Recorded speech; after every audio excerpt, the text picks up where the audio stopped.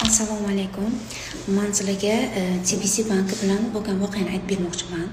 2024-yil men TBC bankiga omonat pul qo'yapman. Ularga ishonib, ayrim reklamalarni ko'rib, keyin men 2 yilga qo'yganman. No, 1 yil o'tgandan keyin menga ular kredit karta oformlash qilyapti. Kredit olish uchun kredit karta. Menga SMS kelyapti. Men boryapman. Men kredit olmasam, men kredit olmaganman, olmayman. Kredit olmasam nima uchun menga kredit karta oformlash qilib jo'natyaptilar. Ular aytdi, "Хорошо, opajon, olmasangiz, yaroqsiz holatga keltiring, yoqib yuboring, sindiring, hech narsa qilmaydi" deyishdi. Men ularning gapiga ishonib, u kartani yoqib yuboryapman. Lekin ular o'sha vaqt ishchi xodimlari u kartani annullировать qilish kerak ekan programmada. Ular bu ishni qilmayaptilar.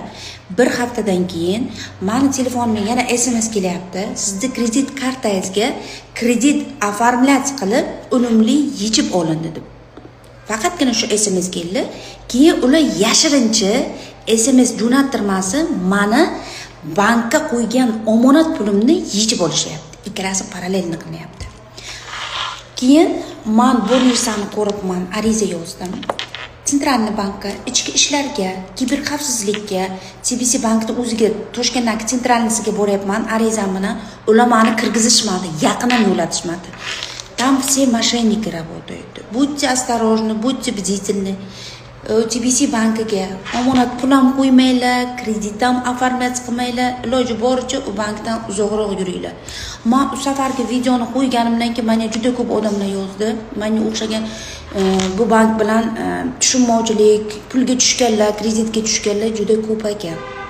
Конечно, men bu ishni oxirigacha qo'ymayman. Oxirigacha boraman. Tergov davom etyapti. Iloji boricha shu videomni ko'proq repost qilinglar, jo'natinglar. Menga o'xshab kimdir bunaqa holatga tushmasin. Kredit olib yoki omonat qo'yib TBC bankdan uzoq yuringlar. Там все мошенники, bu bank bo'lmaydi. Salomat bo'linglar. Iloji bo'lsa shu videoni ko'proq tarqatinglar, repost bosinglar, чтобы bizning xalqimiz shunaqa banklarga ishonib, bu O'zbekiston banki emas, bu Gruziyaning banki.